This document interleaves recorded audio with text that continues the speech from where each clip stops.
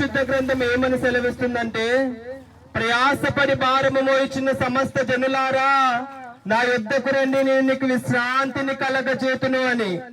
ప్రయాసపడి భారము మోయించిన సమస్త జనులారా అని ఇక్కడ పరిశుద్ధ గ్రంథము అంటే దేవుడు మనకిక్కడ సెలవిస్తున్నాడు.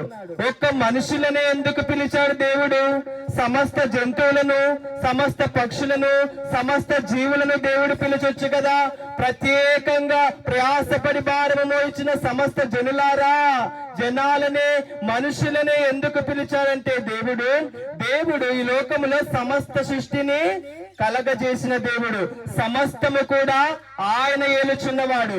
సమస్తము కూడా ఈ సృష్టిలో ఉన్న ప్రతీది కూడా ఆయన వల్ల కలిగినది.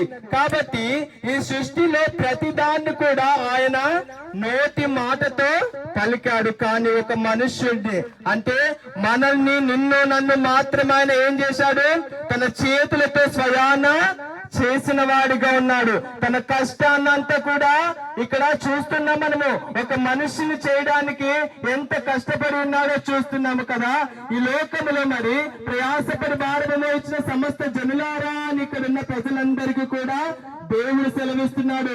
ఎలాంటి భారము మీరు మోస్తున్నారు, ఎలాంటి వేదనలో బ్రతుకుతున్నారు, ఎలాంటి చింతలో బ్రతుకుతున్నారు, ఎలాంటి లోక స్థితిలో మీరు ఉన్నారు, బలహీనులు కానీ లేకపోతే సమస్తమైన బాధల చేత మీరు కొట్టబడి ఉన్నట్లయితే ఆయన ఈ రోజు మిమ్మల్ని పిలుస్తున్నారు. నా యొద్దకు రండి, నేను నీకు విశ్రాంతిని కలగచేతునని.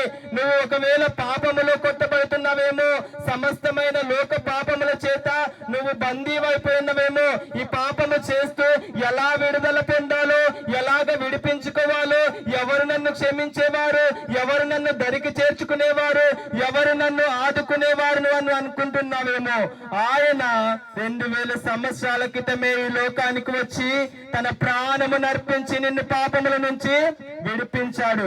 మరి రోజు ఆయన దగ్గరకు వచ్చి నువ్వు ఒప్పుకో చాలంతే. నువ్వు ఆయన దగ్గరకు వచ్చి, అయ్యా నీ యొద్ద నేను పాపము చేసి ఉన్నానయ్యా, నీకు విరోధకరంగా ఈ కార్యము చేసి ఉన్నాను, నన్ను విడిపించు ప్రభు అని నువ్వు ఒప్పుకొని ఉన్నట్లయితే ఆయన నిన్ను క్షమించే దేవుడుగా ఉన్నాడు.